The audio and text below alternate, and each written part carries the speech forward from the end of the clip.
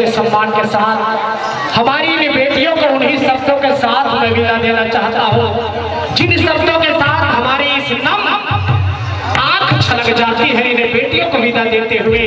तो आइए, गर्व होता है कि इस समय हम विदा देना नहीं चाहते हैं मेरे प्यारे बहनों, लेकिन मंच की मर्यादा मुझे खींच लाई है और आपको बड़े ही लहजे के साथ इन्हीं भक्ति और आशाओं के साथ इस मंच से आपको विदा देना चाहूंगा। अरे किसी ने कहा है कि इस पर से खुरदरा होती है बेटियां, अरे इस पर से खुरदरा होती है बेटियां, कुछ भी कहो तो रोती है बेटियां।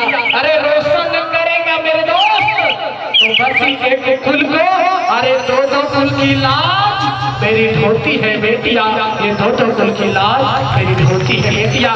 ऐसी बेटियों के लिए अरे विदाई से पहले और पहुंचाई से पहले अरे हंसते गाते रहेंगे और जोरदार ताली के साथ इन बेटियों को विदा करेंगे। तो आप सभी करेंगे एक बार जोरदार ताली के साथ सम्मान इन बेटियों को यह मंच विदाई की पावन बेला के साथ आप सभी को जय सतनाम की बेला के साथ यह मंच आपको सादर सादर विदाई।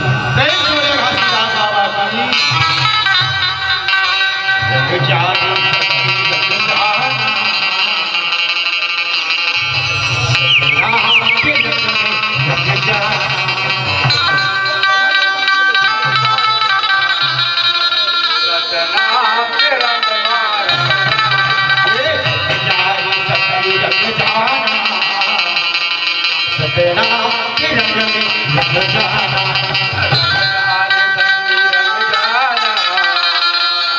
सतना के रंग